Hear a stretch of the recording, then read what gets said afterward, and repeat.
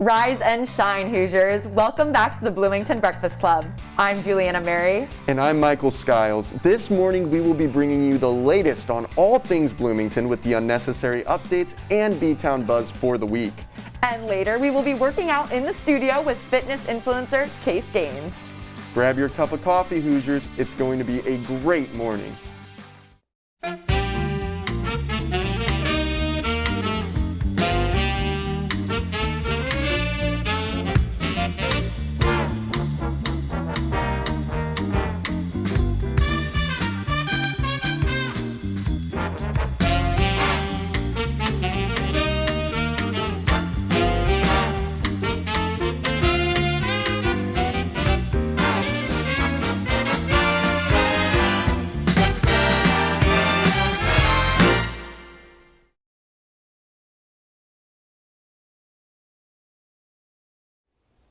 Now it's time for my favorite part of the show, the unnecessary updates, where we share some pop culture headlines of the week. And it wouldn't be the unnecessary updates without our correspondent Asher Michelson joining us. How are you, Asher? How's your week been? It's been a great week. It's been beautiful out. I've been able to actually walk outside without my parka, so that's been very exciting. Yes, I'm so glad that the weather's finally warming up in Bloomington. Yeah, it's about time. Yes. It really is. So the first headline I have for you guys. Have you ever heard of Mr. Beast on YouTube? Yes. Yeah. He is, as you know, a philanthropist, really big and all that. Well, he just opened up a ghost kitchen through the Hive here in Bloomington. Now, a ghost kitchen, what that basically is it's the brand, so the Mr. Beast burger brand, but it's in an already existing kitchen. He has a burger? Yeah, yeah. He's got burgers, chicken tender sandwiches and stuff, and basically the Hive agrees to make their burgers and send them out in packaging, Mr. Beast packaging and stuff.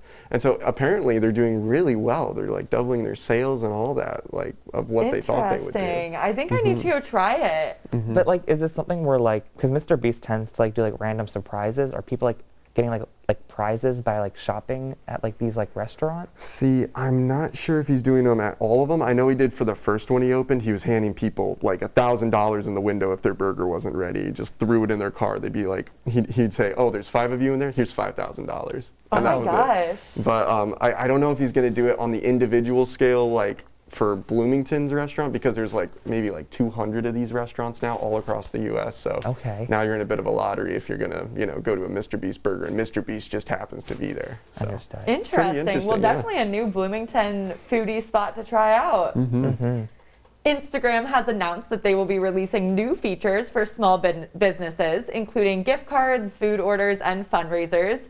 Additionally, the social media platform has removed likes from being visible on some users' posts.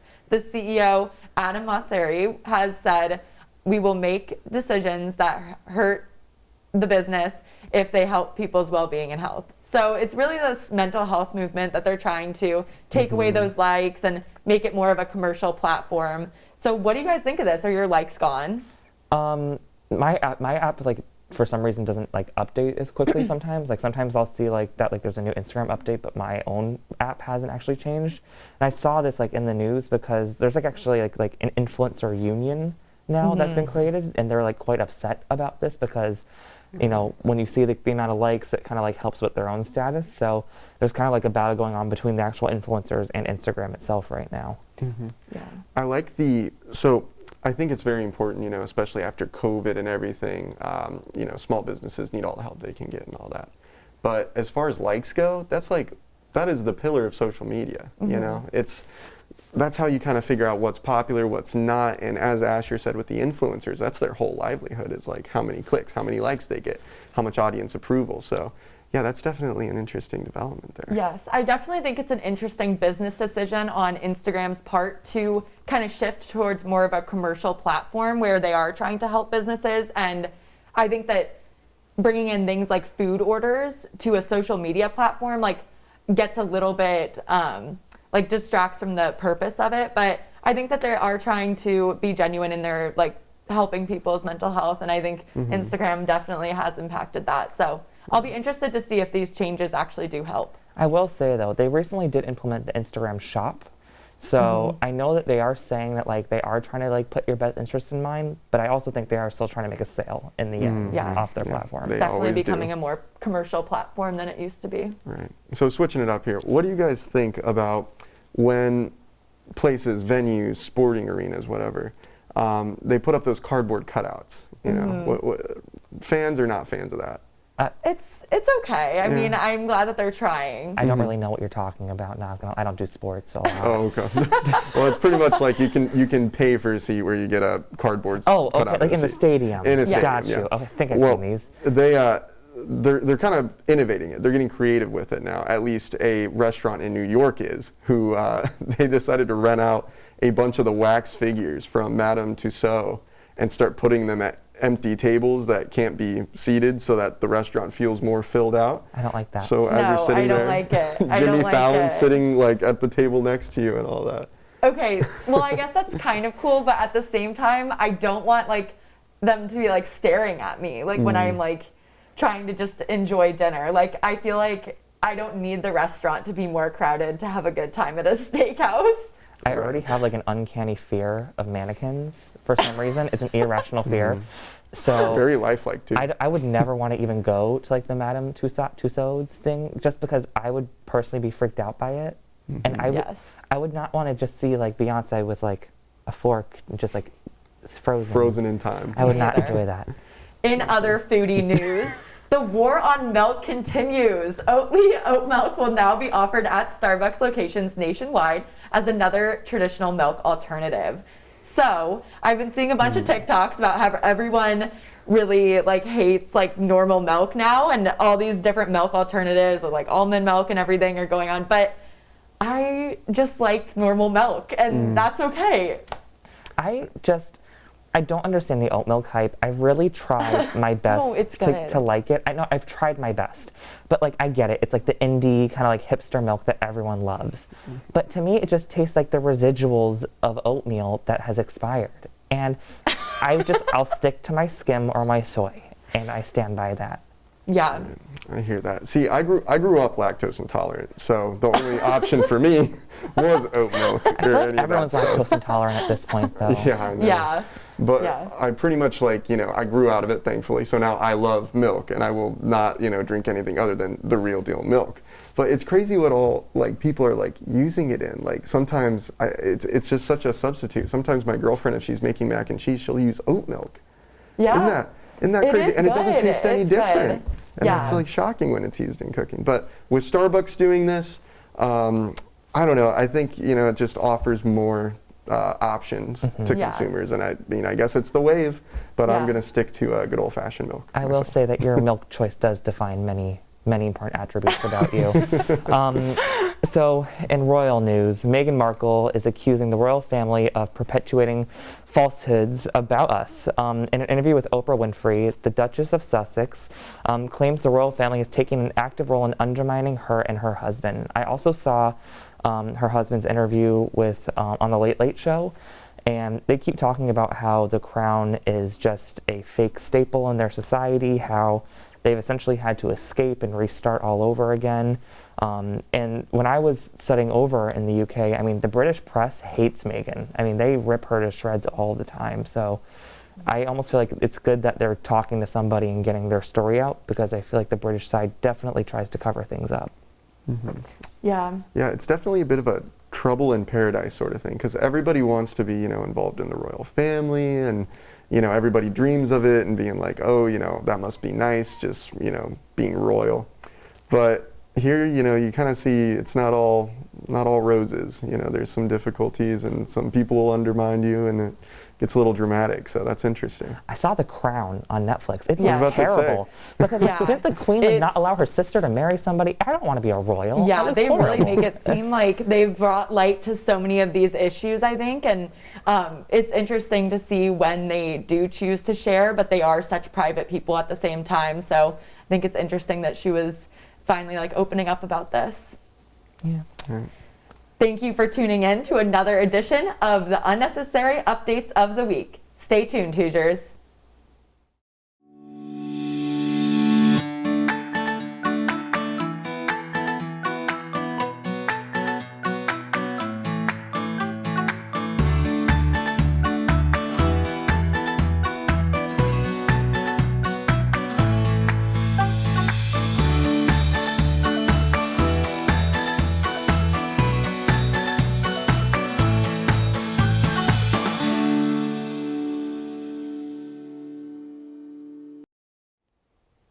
We are so excited to welcome fitness influencer Chase McGrew, better known on Instagram as Chase Gaines, joining us in the studio today. Chase, thanks for being here. Yeah, thanks. I'm excited. Yeah, thanks, Chase.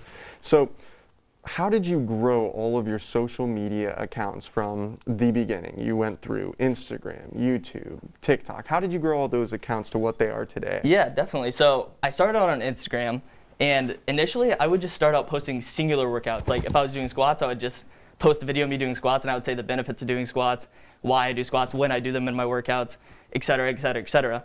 So then I would started posting workouts as well, like complete full workouts, and I saw that those did like so much better. So then obviously my content over time just kind of changed and changed and changed, and I just morphed it into stuff that people liked, like the audience liked more. And you just keep doing that over and over and over. So I had Instagram initially. I saw these other fitness influencers. I was like, man, I can do exactly what they're doing, you know?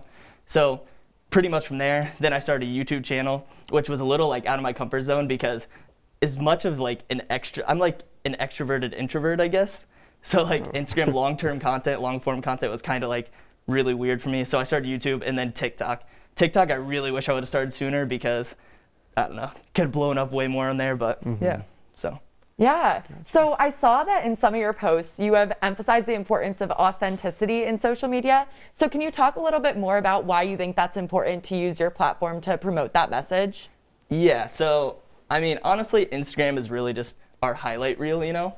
So there's so many different apps, video editors, things of those sorts that you can literally, if somebody has a face full of acne, you can completely smooth the acne out, like, and it's gone, you know? You can morph your body into like making you look bigger, more defined, things of those sorts. I just think it's important to show people like, these people don't look that good all the time, you know? So I think that's what I try and like show the people, and I also try and show them that there's different things in the fitness industry that are like, people don't really show. Like for instance, like different eating disorders and stuff, like it's very prominent in the fitness industry, so yeah. Yeah, that's a great message. Yeah. So as a fitness influencer here in Bloomington, do you get recognized a lot? And if so, what's that like being spotted on the street? So actually, the first time I ever got recognized was at Walmart. I went there to get an energy drink. And I like literally just walked in the aisle like I normally would, grabbed the energy drink, turned around, and there's this 12-year-old kid just standing there staring at me. And I was just like, hey man, what's up? And he's like, you're Chase Gaines from Instagram, right? And I was like, oh my gosh, like this is so cool. But then now, like within the past year, it's been happening like every single time I go to the gym, there's at least one person that comes up. Like for instance, yesterday a guy came up and asked how he can start growing his own like fitness brand and stuff. So it's pretty cool. I like it a lot. That's awesome. So for those people looking to, you know, start getting more into fitness, what recommendations do you have? Just getting into fitness in general? Yeah, getting more into like fitness, weightlifting. Okay, yeah. So my main advice really is just to keep learning. Like a lot of people, they just try, like they get discouraged because they go in, they don't really know what they're doing, and then they leave. But you really just got to stick it out because everyone started out as beginner. Like I didn't know what I was doing when I first went to the gym. So just keep learning, focus on like learning things about diet, nutrition. Form is super important. I see a lot of people that go in, they'll try and lift more than they can just to look cool. You'll look cooler if you have good form and don't get injured. So yeah, just keep learning. Right. Yeah. Awesome stuff. Now we are going to put those good tips to use. Chase is going to show us a core workout Hoosiers can do right at home. And now here in the demo area, Chase Gaines is going to show me a fitness workout that you can do at home. Chase, whenever you're ready. Awesome. So this is actually an ab workout that I do 2 to 3 times a week. Okay. So what I like to do with my ab workouts is usually switch between oblique and lower abs because those are the main weak points in most people. So first thing we're going to do here is a Spider-Man plank. Showed you this a little bit earlier. Oh, just tuck your knees into the side. Just lifting the knees. Easy as that. Yep. And how many of these do you want to do? So normally you do somewhere around 15 reps of them, but I think for time's sake you said we'll be moving on here. So All right. next exercise is just gonna be a nice leg raise. This is gonna work your lower abs. You can put your arms behind your heads like this. And you don't wanna go all the way up because basically from this part to up here, you lose all tension in your abs. So you just wanna go to like right here. All right. Maybe I like think a that's 60 as far degree as angle. I can go anyway. So with both legs up. Okay. Yep. Dang. Yeah, that's an intense one. And usually you do 15 reps or so of that as well. Usually I like to work in rep ranges, so I would say like 10 to 20 reps of each of those. All right. Because obviously everyone has like a different skill range, I guess. Absolutely. So then you move on to the third exercise, which is another oblique exercise, and it's called a corkscrew. Basically, you want to come through and touch your foot with the opposite arm. Like that, right? Yep. Okay. And again, 10 to 20 reps of this as well. Gotcha. You don't sound like you're having too much trouble. Not as much as me. Just the daily thing, man. Wow. All right. So then next here, we're actually just going to do flutter kicks. Oh, okay, I've done these before. Pretty common, I feel like. Yeah. It's like the first thing that pops up when you look up ab exercises.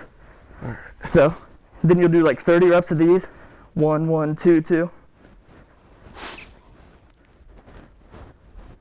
Gotcha. Wow, yeah, you can really feel it targeting that midsection pretty heavy Yep. for such a little movement. So pretty much every ab exercise you do is going to work your upper abs. That's why you have to try and focus on the lower more. Gotcha. And your obliques.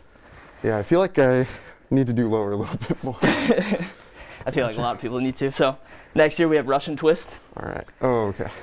Yep. I'm going to That's do just like- 15 to 30 reps of these. Okay. So should you really be turning as much as possible in that midsection for these? Yeah. Yep. Gotcha. Okay. All right. Man. And then the last exercise here. So you're going to want to run through all 6 of these exercises, and then you take a 30 to 90 second break between each set, and you'll do 4 to 5 sets total. Oh, okay, gotcha. So you run through the whole thing? Yep. Wow. All right, so this is reverse crunches. So feet twisted, and you bring your legs up to you. Okay. Gotcha. Yeah, this is there's more action than my abs have received in quite some time. I'm just now meeting them. Cool. And then, yeah, 10 to 15 reps of that as well. And then that's it. Yep, and then you're all set. 30 to 90 second break, back at it again, 2 to 3 times a week. Get abs in no time, baby. Wow, and that's how you get abs at home. Well, Chase, thanks so much for coming on. We've really enjoyed having you. Yeah, of course. After all this hard work, I could definitely use a snack. So let's go see what Caroline tried this week on BTown Yums with Caroline. Hey guys, welcome back to BTown Yums with Caroline. I am so excited to be trying some different bakeries in Bloomington today. First stop is Two Sticks Bakery. Let's go check it out. Hey guys, I'm here with Amanda back in the bakery at Two Sticks Bakery. Thank you so much for having us. Could you just tell us a little bit about the place? Sure. So we opened, it'll be 3 years in July. Cassie, my partner in business, also, she started this bakery out of her home, Farmers Market in Smithville Farmers Market, and that was like 2 years prior to opening the storefront. So we focus on from scratch baked goods every single day. We bake every morning. High quality ingredients. We focus on breakfast pastries, some savory pastries, and then sweet treats like cakes and cookies and bars. I love that. Is there anything else you sell besides pastries? We do custom cakes as well. It's a big chunk of our business, so we do take custom cake orders. And then we also have coffee and espresso, so any kind of espresso-based drink, and coffee and tea as well. Love that. Do you have a favorite pastry you could recommend to the viewers? Oh my gosh, people ask us that a lot. And that's a hard thing. Like, people always say, like, what's your favorite thing? It's like, sometimes, like this morning, I ate part of a scone. So today was a scone day. Sugar cookie is my all-time favorite. I have a really hard time not eating one every day, but I just have one every Saturday. It's my end of the week treat. But we usually tell people, like, whatever you're feeling. Like, if you're feeling savory, I'm not going to recommend a chocolate chip cookie to you, but chocolate chip cookie and the honey caramel pecan bars are our top 2 sellers. Amazing. Well, you guys heard it here first. Come check it out. Thank you so much for having us. Bye, guys.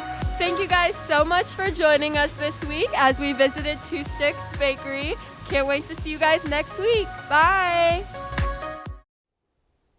We love finding different opportunities to have fun around Bloomington and on campus.